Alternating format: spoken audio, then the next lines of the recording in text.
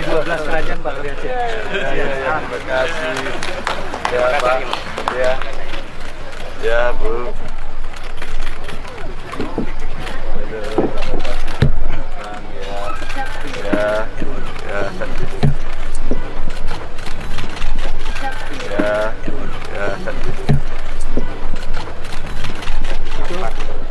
Ini Brigade Mangunkusumo Pak. oh gitu ya, Manado ya.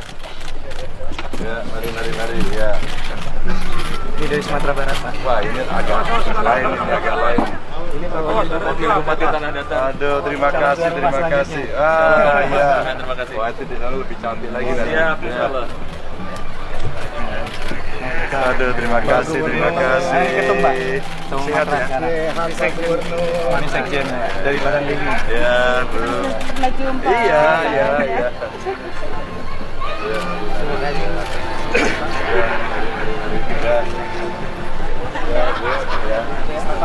Mas, terima kasih. Ya, dari Aceh Mas. Sekali dari Aceh ya. Ya, terima Dari kasih. Sanggau Pak. Dari Kalimantan Barat. Kalimantan Barat. Ini Sultan Pontianak. Ya, aduh, terima kasih. Ini dari Sanggau Pak. Terima kasih. Ini Presiden Rakyat Muslim. Waduh, ini luar biasa ini. Pak Jokowi dari sana ya. Iya, kemarin. Ya. Terima kasih. Ini Raja Skada Pak. Aduh, terima kasih. Ini Wakil Wali Kota Wajo, Wakil Bupati. Wajo, waduh, ya. Silakan Pak. Ya, Pak. Ya, sehat ya. Ya Bu. Ya, sehat ya. Saya salam dulu ya. Ya. Silakan ke depan Bu. Ini Datu Supa Pak. Aduh, terima kasih. Ini Datu. Terima kasih. Ini Karen Marang. Ya, Ibu. Ya. Ini Raja Ubud. Terima kasih. Ya. Ini dari Ternate. Waduh. Kita Bali kelihatan ini. Kelihatan ya. Terima kasih. Ya. Pak Ganjar. Sehat ya. Kapan datang? Kemarin. Oh, iya. Sehat ya. Ini suku Dayak juga Pak. Suku Dayak yang termasuk yang. Oh, iya. Waduh. Terima kasih. Terima kasih. Ini merah-merah ini. Iya. Ya. Biasa ini. Ini. Oh, di Goa.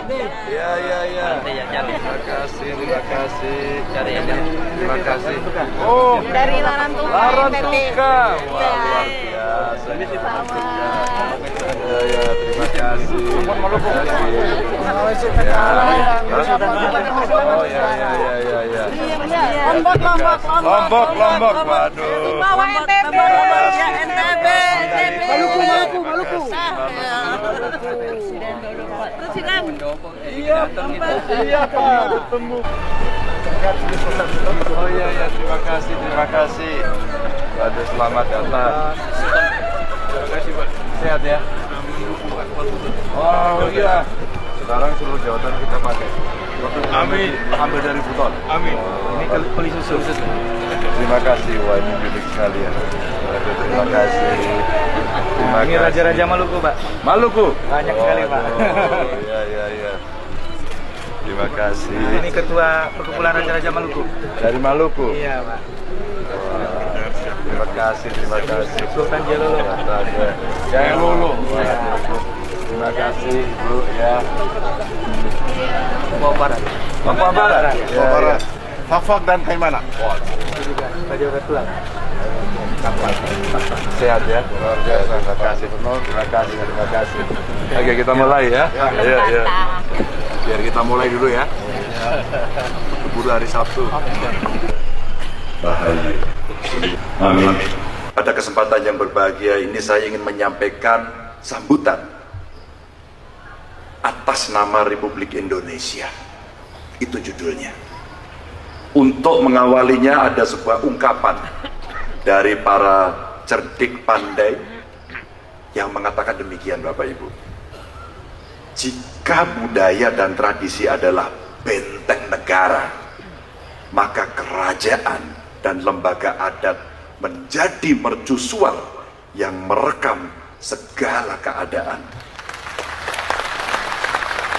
Apabila kita mampu mengorkestrasikannya dengan harmonis, maka Indonesia akan semakin tangguh dalam berlayar dan teguh saat berlabuh. Bapak Ibu, ungkapan ini saya sampaikan di awal untuk menunjukkan bahwa ya, dalam cerita yang sangat panjang, dalam sejarah yang sangat panjang, kita semua, Bapak Ibu sekalian, leluhur kita berkontribusi atas berdirinya Republik ini. Bapak Ibu yang sangat saya muliakan, ketika kaum kolonial berhasil menjarah kekayaan dari tanah kita, tidak sekalipun mereka berhasil menjarah, apalagi membuat musnah budaya dan tradisi yang kita miliki. Tidak akan pernah. Mereka tak akan mampu memusnahkan budaya dan tradisi, sebagaimana mereka juga tidak mampu menghancurkan tatanan budaya dan tradisi Aceh, Minang, Deli, Palembang, Riau, Jawa, Luwu, Buton tadi ada di sana, Ternate, Mentawai, Bali, Madura, sampai Pulau Timur jauhnya ke Papua sana. Karena budaya dan tradisi letaknya jauh di dalam sanubari, di dalam jiwa kita semuanya. Dia bergerak membentuk perilaku, kebiasaan sampai kepribadian masyarakat. Dari situlah Bung Karno menyebut sebagai sumber inspirasi, sumber penggalian utama dari Pancasila. Karena faktor tradisi dan budaya ini pula lah yang akhirnya lahir sebuah pergerakan kebangsaan bernama Indonesia.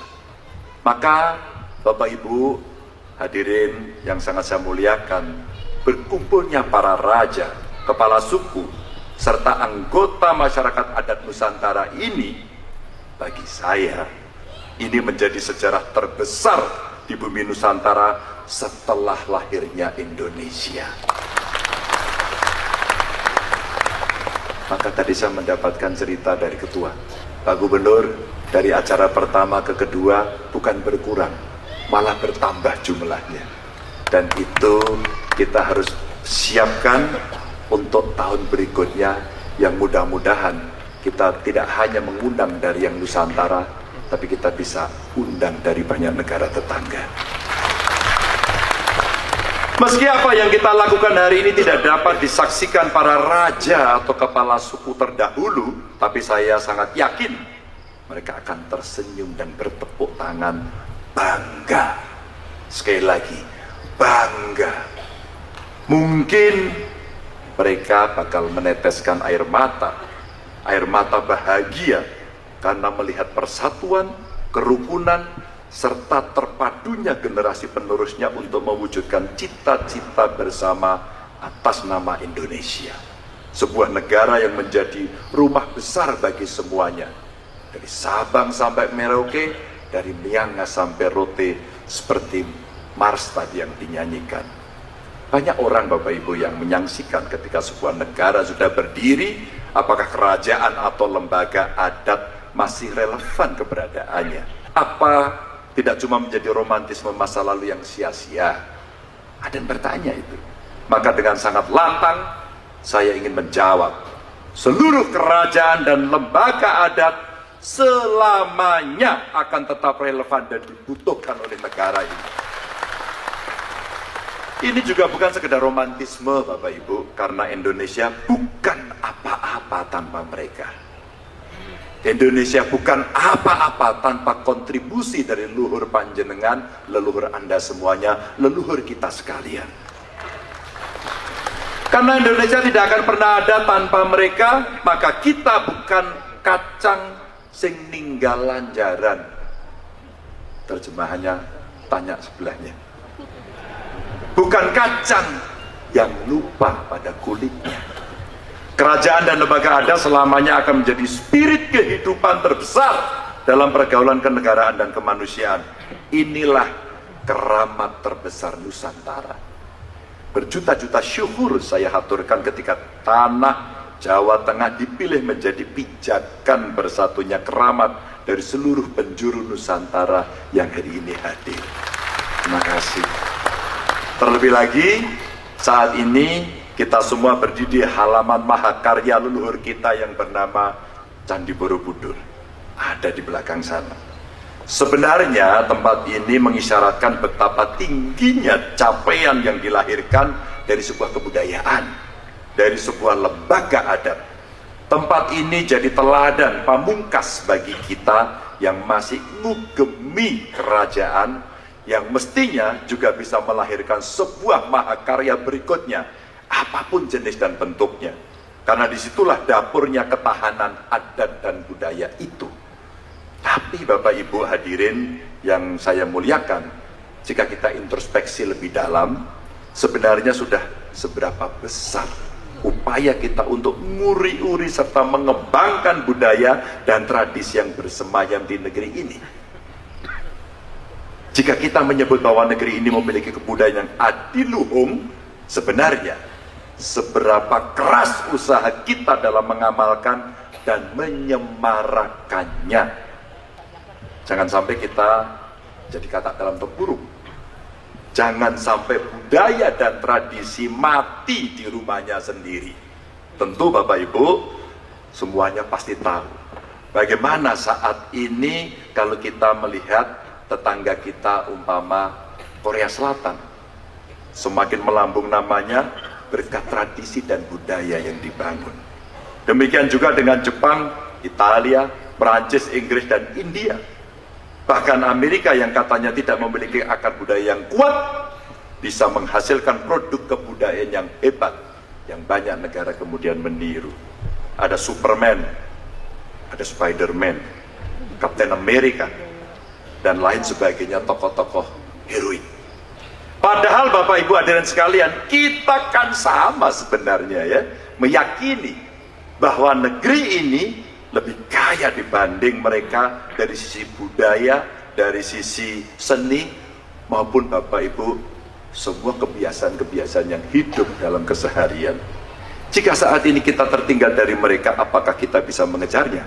Sebuah pertanyaan yang harus kita tanyakan terus-menerus kepada anak cucu kita.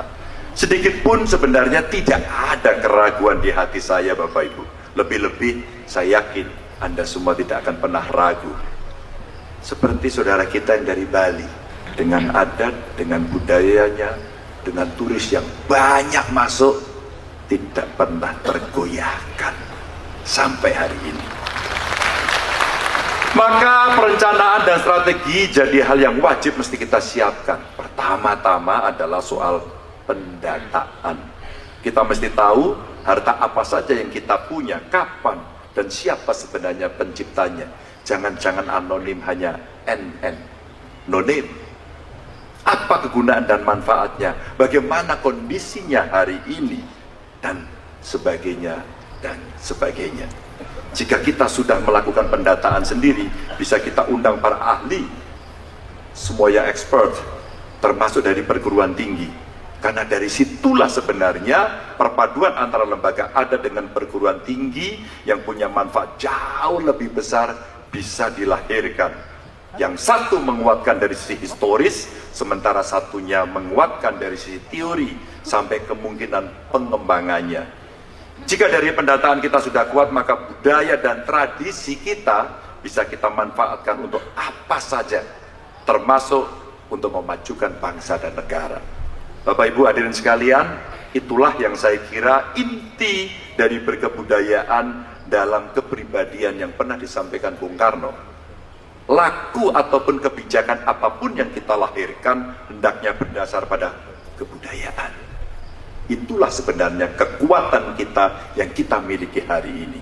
Maka jangan sampai kita merasa minder ketika bergaul dengan negara-negara yang katanya lebih maju, lebih modern, atau lebih apalah sebutannya. Jangan sampai ketika Pak Jokowi bilang kita mesti berdiri dengan kepala yang tegak saat berhadapan dengan bangsa-bangsa lain.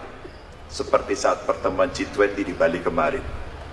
Indonesia sekarang berada pada puncak kepemimpinan dunia.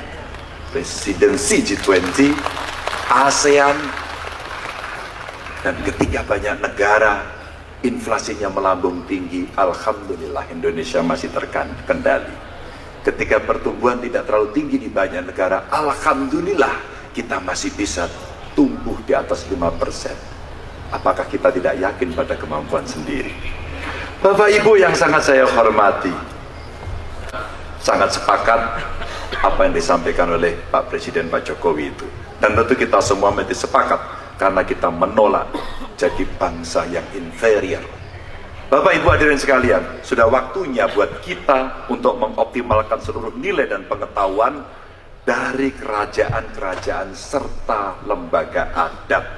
Dunia membutuhkan kebijakan-kebijakan yang Bapak Ibu simpan untuk keseimbangan kehidupan.